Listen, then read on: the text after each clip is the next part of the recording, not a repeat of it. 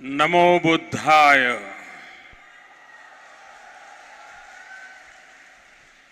नेपाल के प्रधानमंत्री सम्माननीय श्री शेर बहादुर देउबा जी,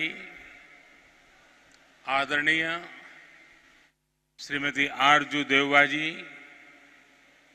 सभा में उपस्थित नेपाल सरकार के मंत्रीगण, बड़ी संख्या में उपस्थित बौद्ध भिक्षु एवं बौद्ध धर्मावलंबी, विभिन्न देशों से पधारे गणमान्य अतिथिगण, देवी और सज्जनों, बुद्ध जयंती को पावन अवसर में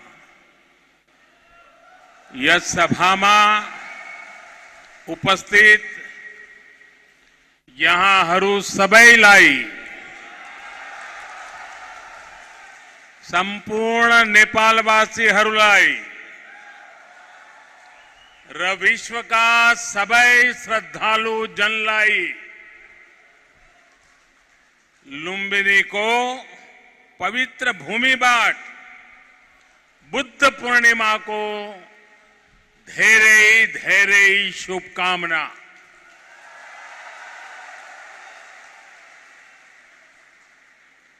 मुझे पहले भी वैशाख पूर्णिमा के दिन भगवान बुद्ध से जुड़े दिव्य स्थलों पर उनसे जुड़े आयोजनों में जाने का अवसर मिलता रहा है और आज भारत के मित्र नेपाल में भगवान बुद्ध की पवित्र जन्मस्थली लुम्बिनी आने का ये सौभाग्य मिला है। कुछ देर पहले माया देवी मंदिर में दर्शन का जो अवसर मुझे मिला वो भी मेरे लिए अविस्मरणीय है। वो जगह जहां स्वयं भगवान बुद्ध ने जन्म लिया हो, वहां की ऊर्जा, वहां की चेतना, ये अलग ही एहसास है। मुझे देखकर भी खुशी हुई कि इस स्थान के लिए 2014 में मैंने महाबोधि वृक्ष की जो सैपलिंग भेंट की थी, वो अब विकसित होकर एक वृक्ष बन रहा है। साथियों, चाहे पशुपतिनाथ जी हो, मुक्तिनाथ जी हो, चाहे जनकपुर धाम हो या फिर लुम्बिनी में जब जब नेपाल आता है, नेपाल अपने आध्यात्मिक आशीर्वाद से मुझे कृतार्थ करता है। साथियों, जनकपुर में मैंने कहा था कि नेपाल के बिना हमारे राम भी अधूरे हैं।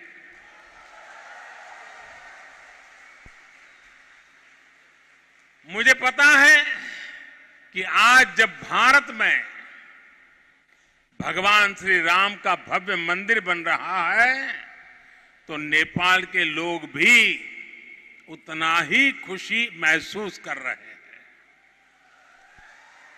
साथियों, नेपाल यानी दुनिया के सबसे ऊंचे पर्वत सागर माथा का देश। नेपाल यानी दुनिया के अनेक पवित्र तीर्थों, मंदिरों और मठों का देश। नेपाल यानी दुनिया की प्राचीन सभ्यता, संस्कृति को सहेज कर रखने वाला देश। नेपाल आउँदा मलाई कुनै राजनीतिक भ्रमण भन्दा अलग औटा उठे आध्यात्मिक अनुभूति ऊंच भारत और भारत के लोगों ने हजारों सालों से नेपाल को इसी दृष्टि और आस्था के साथ देखा है। मुझे विश्वास है अभी कुछ समय पहले जब शेर बहादुर देवबा जी, श्रीमती आरजू देवबा जी भारत गए थे और जैसा अभी देवबा जी ने वर्णन किया बनारस का, काशी विश्वनाथ धाम की यात्रा की थी, तो उन्हें भी ऐसी ही अनुभूति भारत के लिए भी होना बहुत स्वाभाविक है। साथियों, ये साझी विरासत, ये साझी संस्कृति, ये साझी आस्था और ये साझा प्रेम, यही हमारी सबसे बड़ी पूंजी है। और ये पूंजी जितनी समृद्ध होगी, हम उतने ही प्रभावी ढंग से साथ मिलकर दुनिया तक भगवान बुद्ध का संदेश पहुंचा सकते हैं, दुनिया को दिशा दे सकते हैं। आज जिस तरह की वैश्विक परिस्थितियां बन रही हैं, उसमें भारत और नेपाल की निरंतर मजबूती होती मित्रता, हमारी घनिष्ठता संपूर्ण मानवता के हित का काम करेगी। और इसमें भगवान बुद्ध के प्रति हम दोनों ही देशों की आस्था, उनके प्रति असीम श्रद्धा हमें एक सूत्र में जोड़ती है, एक परिवार का सदस्य बनाती है। भाई और बहनों, बुद्ध मानवता के सामूहिक बोध का अवतरण है। बुद्ध बोध भी है और बुद्ध शोध भी है, बुद्ध विचार भी है और बुद्ध संस्कार भी है। बुद्ध इसलिए विशेष हैं कि उन्होंने केवल उपदेश नहीं दिए, बल्कि उन्होंने मानवता को ज्ञान की अनुभूति करवाई। उन्होंने महान वैभवशाली राज्य और चरम सुख सुविधाओं को त्यागने का साहस किया। निश्चित रूप से उनका जन्म किसी साधारण बालक के रूप में नहीं हुआ था, लेकिन उन्होंने हमें यह एहसास करवाया कि प्राप्ति से भी ज्यादा महत्व त्याग का होता है। त्याग से ही प्राप्ति पूर्ण होती है। इसलिए वो जंगलों में विचरे, उन्होंने तप किया, शोध किया।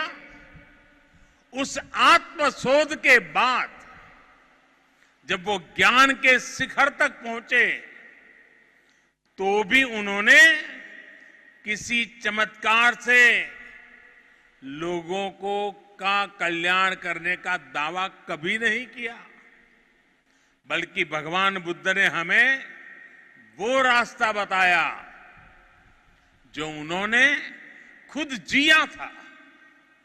उन्होंने हमें मंत्र दिया था, अप्पदीपो भव भिक्खवे, अप्पदीपो भव भिक्खवे, परीक्ष भिक्षवो ग्राह्यम मद बचो न तू गौरवाद। अर्थात अपना दीपक स्वयं बनो, मेरे वचनों को भी मेरे प्रति आदर के कारण ग्रहण मत करो, बल्कि उनका परीक्षण करके उन्हें आत्मसात करो। साथियों, भगवान बुद्ध से जुड़ा एक और विषय है, जिसका मैं आज जरूर जिक्र करना चाहता हूं। वैशाख पूर्णिमा का दिन लुम्बिनी में सिद्धार्थ के रूप में बुद्ध का जन्म हुआ। इसी दिन बोध गया में वो बोध प्राप्त करके भगवान बुद्ध बने और इसी दिन कुशीनगर में उनका महापरिनिर्वाण हुआ। एक ही तिथि, एक ही वैशाख पूर्णिमा पर भगवान बुद्ध की जीवन यात्रा के ये पड़ाव केवल संयोग मात्र नहीं था, इसमें बुद्धत्व का वो दार्शनिक संदेश भी है जिसमें जीवन, ज्ञान और निर्वाण तीनों एक साथ है, तीनों एक साथ जुड़े हैं। यही मानवीय जीवन की पूर्णता है और संभवतः इसीलिए भगवान बुद्ध ने पूर्णिमा की इस पवित्र तिथि को चुना होगा। जब हम मानवीय जीवन को इस पूर्णता में देखने लगते हैं तो विभाजन और भेदभाव के लिए कोई जगह नहीं बचती। तब हम खुद ही वसुधैव कुटुंबकम की उस भावना को जीने लगते हैं जो सर्वे भवन्तु सुखिनः से लेकर भवतु सब्ब मंगलम, भवतु सब्ब मंगलम के बुद्ध उपदेश तक झलकती है। इसलिए भौगोलिक सीमाओं से ऊपर उठकर बुद्ध हर किसी के हैं, हर किसी के लिए है। साथियों, भगवान बुद्ध के साथ मेरा एक और संबंध भी है जिसमें अद्भुत संयोग भी है और जो बहुत सुखद भी है। जिस स्थान पर मेरा जन्म हुआ, गुजरात का वडनगर, वहां सदियों पहले बौद्ध शिक्षा का बहुत बड़ा केंद्र था। आज भी वहां प्राचीन अवशेष निकल रहे हैं जिनके संरक्षण का काम जारी है। और हम तो जानते हैं हिंदुस्तान में कई नगर ऐसे हैं, कई शहर, कई स्थान ऐसे हैं जिसको लोग बड़े गर्व के साथ उस राज्य के काशी के रूप में जानते हैं।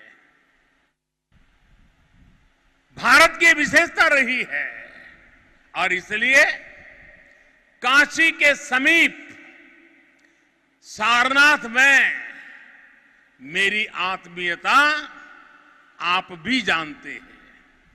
भारत में सारनाथ, बोध गया और कुशीनगर से लेकर नेपाल में लुम्बिनी तक ये पवित्र स्थान हमारी सांझी विरासत और सांझे मूल्यों का प्रतीक है। हमें इस विरासत को साथ मिलकर विकसित करना है और आगे समृद्ध भी करना है। अभी हम दोनों देशों के प्रधानमंत्रियों ने यहां India international centre for Buddhist culture and heritage का शिलान्यास भी किया है। इसका निर्माण international Buddhist confederation of India द्वारा किया जाएगा। हमारे सहयोग के इस दशकों पुराने सपने को साकार करने में प्रधानमंत्री देवबा जी ने उनका अहम योगदान है। लुम्बिनी डेवलपमेंट ट्रस्ट के अध्यक्ष के रूप में उन्होंने इंटरनेशनल बुद्धिस्ट कॉन्फेडरेशन को इसके लिए जमीन देने का निर्णय लिया था और अब इस प्रोजेक्ट को पूरा करने में भी उनकी ओर से पूरा सहयोग किया जा रहा है। इसके लिए हम सभी हृदय से उनके आभारी हैं। मुझे खुशी है कि नेपाल सरकार बुद्ध सर्किट और लुम्बिनी के विकास के सभी प्रयासों को सहयोग दे रही है, विकास की सभी संभावनाओं को भी साकार कर रही है।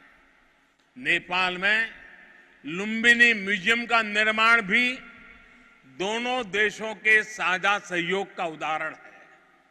और आज हमने लुम्बिनी बुद्धिस्ट यूनिवर्सिटी में doctor Baba Saheb Ambedkar chair for Buddhist studies स्थापित करने का भी निर्णय लिया। साथियों, भारत और नेपाल के अनेक तीर्थों ने सदियों से सभ्यता, संस्कृति और ज्ञान की विशाल परंपरा को गति दी है। आज भी इन तीर्थों में पूरी दुनिया से लाखों श्रद्धालु हर साल आते हैं। हमें भविष्य में अपने इन प्रयासों को और गति देनी होगी। हमारी सरकारों ने भैरवा और सोनौली में इंटीग्रेटेड चेक पोस्ट बनाने जैसे फैसले भी लिए हैं। इसका काम भी शुरू हो गया है। ये पोस्ट बनने के बाद बॉर्डर पर लोगों के आवागमन के लिए सुविधा बढ़ेगी। भारत आने वाले इंटरनेशनल टूरिस्ट ज्यादा आसानी से नेपाल आ सकेंगे। साथ ही इससे व्यापार और जरूरी चीजों के ट्रांसपोर्टेशन को भी गति मिलेगी। भारत और नेपाल दोनों ही देशों के बीच मिलकर के काम करने के लिए ऐसी अपार संभावनाएं हैं। हमारे इन प्रयासों का लाभ दोनों देशों के नागरिकों को मिलेगा। साथियों, भारत और नेपाल बीच को संबंध हिमालय जस्ते अटल छे। हिमालय जति के पुरानो छे। हमें अपने इन स्वाभाविक और नैसर्गिक रिश्तों को हिमालय जितनी ही नई ऊंचाई भी देनी है। खान पान, गीत संगीत, पर्व त्योहार और रीति रिवाजों से लेकर पारिवारिक संबंधों तक जिन रिश्तों को हमने हजारों सालों तक जिया है, अब उन्हें साइंस, टेक्नोलॉजी और इंफ्रास्ट्रक्चर जैसे नए क्षेत्रों से भी जोड़ना है। मुझे संतोष है कि इस दिशा में भारत नेपाल के साथ कंधे से कंधा मिलाकर काम कर रहा है। Lumbini Buddhist university, Kathmandu university और त्रिभुवन यूनिवर्सिटी में भारत का सहयोग और प्रयास इसके बड़े उदाहरण हैं। मैं इस क्षेत्र में अपने आपसी सहयोग के विस्तार के लिए और भी कई बड़ी संभावनाएं देखता हूं।